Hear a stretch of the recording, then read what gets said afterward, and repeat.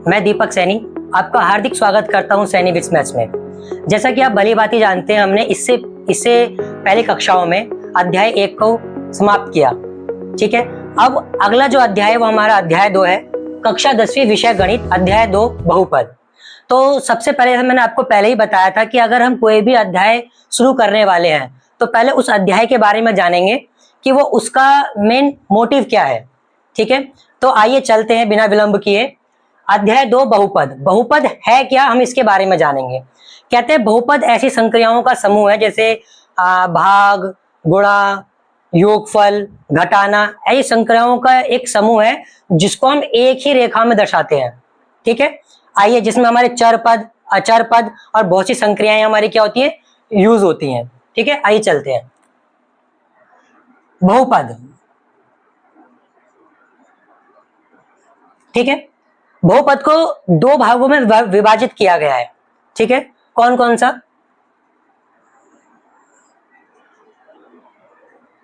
पहला भाग है घातों के आधार पर, मतलब बहुपद को पहले घातों के आधार पर विभाजित किया गया है, घातों के आधार पर।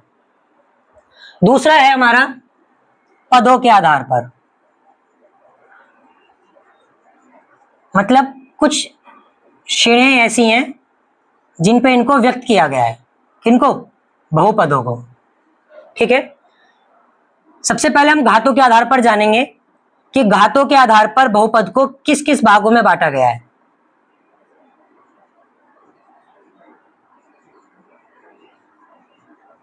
घातों के आधार पर, घात कहते हैं, घातों के आधार पर भी हम निम्न 3 प्रकार से पढ़ते हैं। उसके बाद सभी जो हमारी समीकरणें होती हैं वो सही बहुपद में काउंट होंगी। ठीक है, तो जो निम्न हमारी 3 है हम उनके बारे में जानेंगे, हम उनकी पहचान कैसे करेंगे कि ये किस प्रकार का बहुपद है। ठीक है, ये ऐसे लिखेंगे,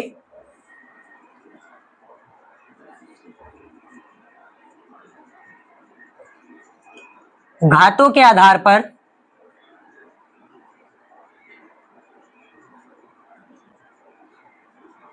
बहुपदों को निम्न प्रकार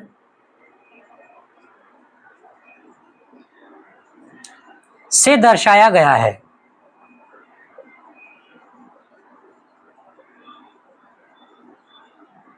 ठीक है, घातों के आधार पर बहुपदों को निम्न प्रकार से दर्शाया गया है। कैसे है?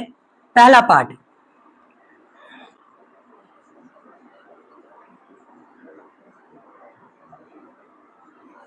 रेखिक बहुपद। ठीक है, अब मैं धीरे धीरे करके आपको उन सभी के बारे में समझाऊंगा, ध्यान से सुनिएगा। रेखिक बहुपद क्या होता है? जब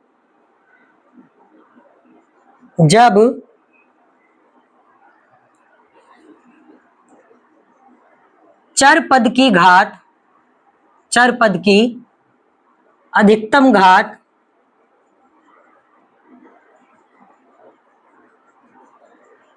एक होती है। कितनी होती है? एक होती है, रेखिक बहुपद कहलाता है।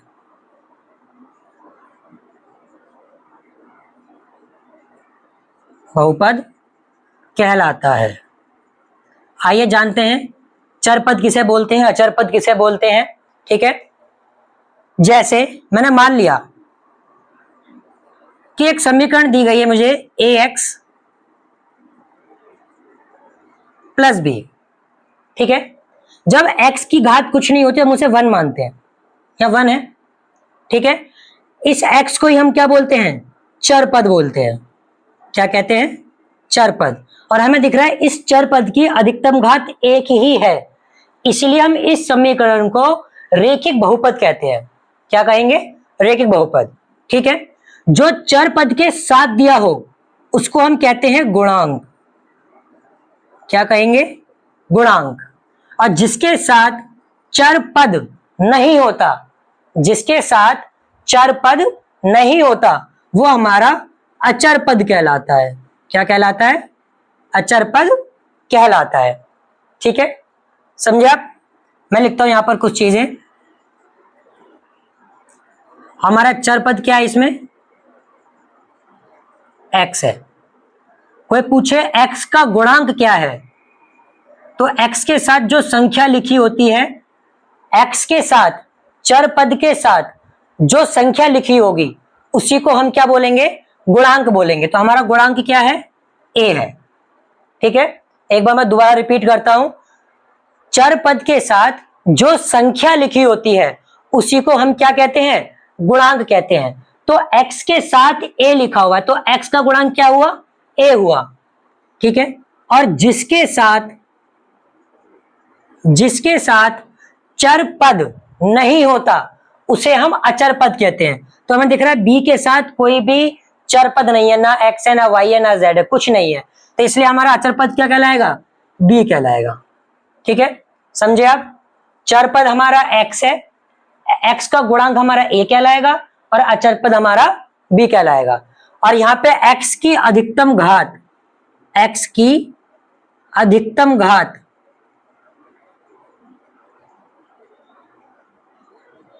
कितनी है, 1 है। कितनी है, 1 है।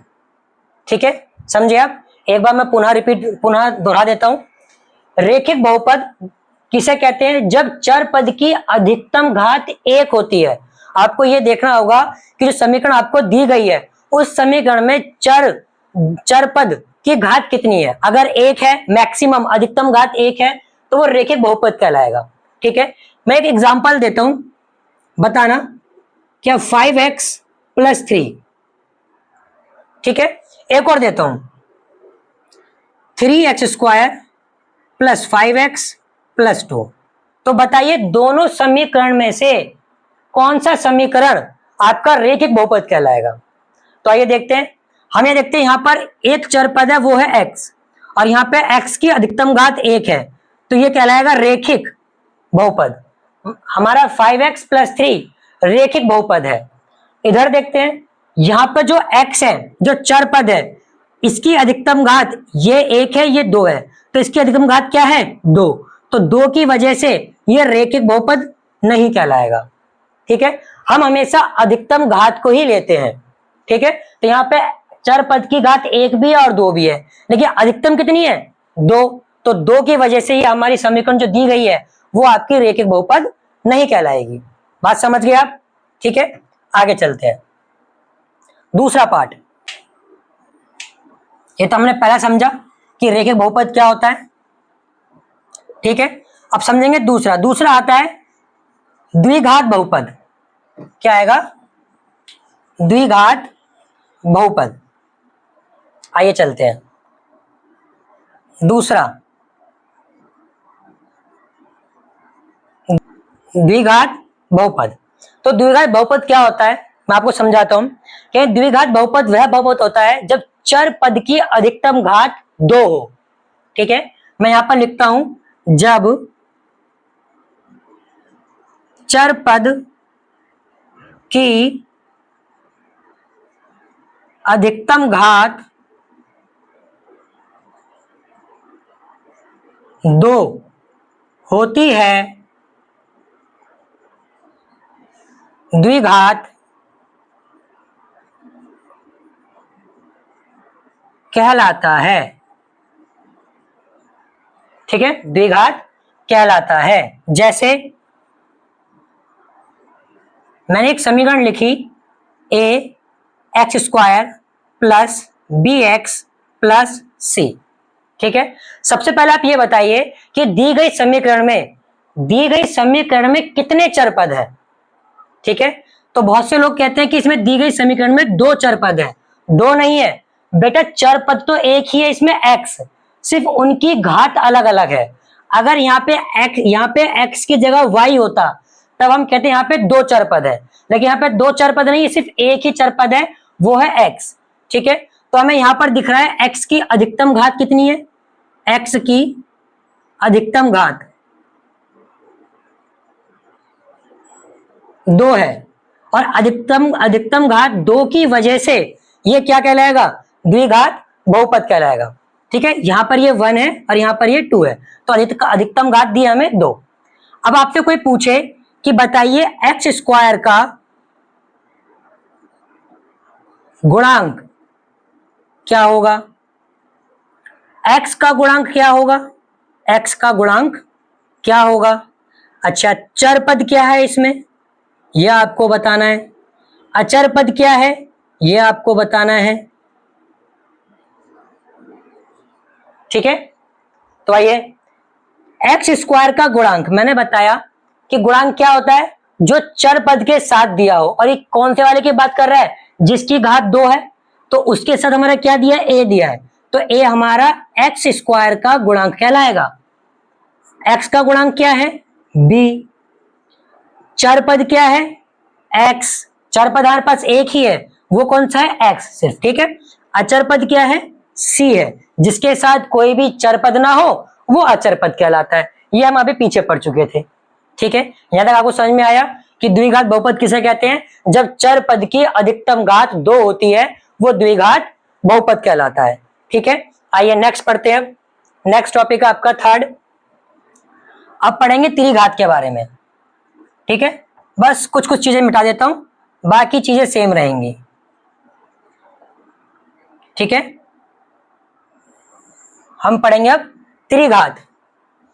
क्या पढ़ेंगे, त्रिघात बहुपद। ठीक है, त्रिघात बहुपद क्या होता है, जब चर पद की अधिकतम घात 3 होती है, त्रिघात बहुपद कहलाता है। त्रिघात बहुपद कहलाता है। ठीक है, हम समीकरण लेते हैं एक, जैसे हमने ले लिया A X cube plus B X square plus C X plus D, मैंने मान लिया। ठीक है, तो यहां पर x की अधिकतम घात, जो चर पद है हमारा x, उसकी अधिकतम घात कितनी दी है, 3 दी है। और 3 की वजह से ही ये इक्वेशन हमारी, ये समीकरण हमारी क्या कहलाएगी, त्रिघात बहुपद कहलाएगी। ठीक है, अब आगे चलते हैं। अगर आपसे पूछे एक्स क्यूब का गुणांक क्या होगा, तो एक्स क्यूब के साथ क्या दिया है, a, तो एक्स क्यूब गुणांक हो गया a। आपसे पूछे एक्स स्क्वायर का गुणांक क्या होगा, तो एक्स स्क्वायर के साथ दिया है b, तो b हो गया। आपसे पूछे कि x का गुणांक क्या होगा, सिर्फ x का, तो x के साथ दिया है c।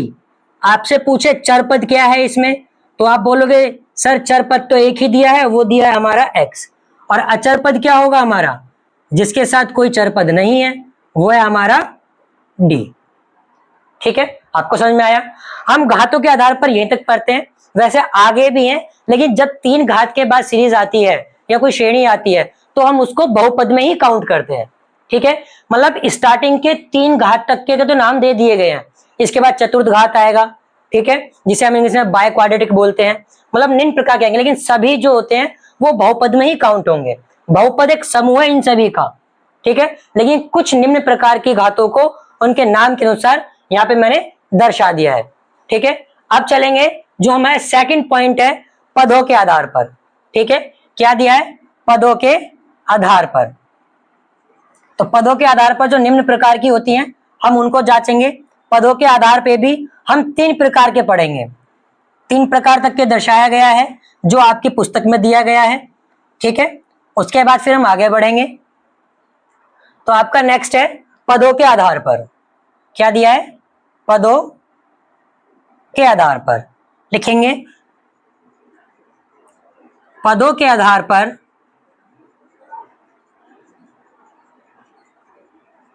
बहुपद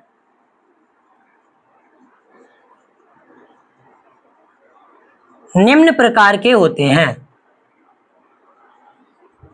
निम्न प्रकार के होते हैं। ठीक है, अब समझते हैं आगे। पहला पॉइंट, एक आता है हमारा एक पदीय बहुपद। एक पदीय बहुपद क्या कहेंगे, जब समीकरण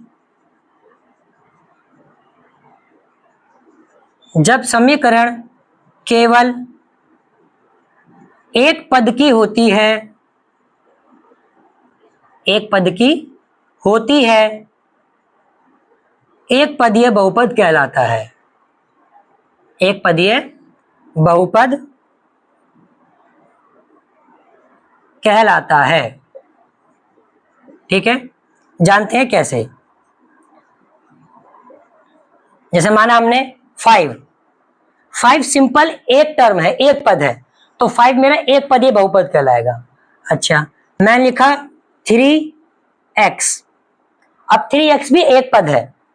ठीक है, मैंने मान लिया -1, ये भी हमारा एक पद है। ठीक है, यहां मैंने मान लिया 4y, ये भी हमारा एक पद है। ठीक है, ऐसे ही इत्यादि अनेक पद से सकते हैं जिसमें सिर्फ एक ही पद काउंट हो। अच्छा, आइए हम जानते हैं कि अगर मैं ये लिख दूं 3x + 2, तो क्या ये एक पद है? अगर हम इसको जोड़े, क्या जुड़ सकता है? नहीं जुड़ेगा। क्यों? क्योंकि ये चर पद के साथ है, बिना चर पद के, तो ये जुड़ नहीं सकता। तो एक पद तो ये हो गया, एक ये हो गया, तो ये एक पदीय होगा, ये द्विपदीय होगा, तो ये एक पदीय नहीं है। ठीक है, अगर मैं आपको लिखूं 4 × 4x, 4 × 4x, तो बताइए क्या ये एक पदीय है? तो हम बोलेंगे हाँ, ये एक पदीय है, क्योंकि इसको हल करने पर आएगा 16x, 16x, जिसके वजह से ये किस में कन्वर्ट हो गया? एक पद में कन्वर्ट हो गया। ठीक है, आइए अगला जानते हैं। अगला हमारा होता है द्विपदीय। क्या होता है? द्विपदीय। ठीक है, कहते हैं जब समीकरण दो पद की होती है, जब समीकरण दो पद की होती है, द्विपदीय बहुपद कहलाता है। ठीक है, जानते हैं कैसे। एग्जाम्पल लिखूंगा मैं यहां पर, समझिएगा ध्यान से। एग्जाम्पल मैं लिखा 5x + 3, तो हमें दिख रहा है ये जुड़ेगा नहीं, तो ये भी एक पद है और ये एक पद है, तो दोनों एक साथ दिए तो क्या बन गया? ये द्विपदीय हो गया। क्या हो गया? ये द्विपदीय। ठीक है, आगे जानते हैं एग्जाम्पल में। और 6y - 2, ये भी हमारा क्या है? द्विपदीय है। ठीक है, आइए और जानते हैं 7x + 3y, ये भी ऐड नहीं हो सकता क्योंकि चार पद दोनों अलग अलग है, xy ऐड नहीं होगा, तो इसके लिए ये भी क्या हो गया? एक पदीय, एक पदीय, क्या बन गया? द्विपदीय बन गया। ठीक है, ऐसे ही इत्यादि। अच्छा, कुछ यहाँ पे मैं आपसे पूछूंगा, उसका जवाब देना। माना मैंने लिख लिया इसको इस तरीके से कि 5x + 3x, तो क्या ये द्विपदीय है? बताइए, क्या ये द्विपदीय है? नहीं है, क्योंकि समान चर पद की वजह से ये दोनों संख्याएं जुड़ जाएंगी, जिसकी वजह से 5 और 3 ये हो जाएगा 8x, 8x। अब 8x किस में कन्वर्ट हो गया? एक पद में, तो ये द्विपदीय बहुपद नहीं कहलाएगा, ये एक पदीय कहलाएगा। कैसा कहलाएगा? ये एक पदीय, ये द्विपदीय नहीं है। ठीक है, इसलिए हमें चीजें ध्यान भी रखनी है। जब वो हमसे पूछा तो क्या जुड़ रहा है, क्या घटा रहा है, क्या मल्टीप्लाई हो रहा है, हमें इसका भी ध्यान देना, तभी हम उसको देख पाएंगे। ठीक है, आइए अगला जानते हैं। अब हम अगला होता है त्रिपदीय। ठीक है, अगला क्या होगा आपका? त्रिपदीय। ठीक है, त्रिपदीय बहुपद। कहते हैं त्रिपदीय बहुपद वह बहुपद है जब समीकरण 3 पद में लिखी हो। किस में लिखी हो? 3 पद की होती है, त्रिपदीय कहलाती है, त्रिपदीय बहुपद कहलाती है। ठीक है, जैसे हम एग्जांपल लेते हैं 5x + 3y - 2, कुछ भी हल नहीं होगा, ना कुछ जुड़ेगा ना कुछ घटेगा, समीकरण ऐसी की ऐसी रहेगी। तो 1 2 3, इस समीकरण में 3 पद दिए हैं, जिसकी वजह से ये समीकरण त्रिपदीय बहुपद कहलाएगी। ठीक है, अच्छा आगे और लिखते हैं। जैसे मान लिया मैंने लिखा 7x + 3y + 4, ये भी त्रिपदीय है। ठीक है, अगर मान लो मैंने लिख दिया, बताइएगा क्या ये त्रिपदीय होगा या नहीं। मैं लिखा 7y + 6y + 3, तो बताओ क्या ये त्रिपदीय है?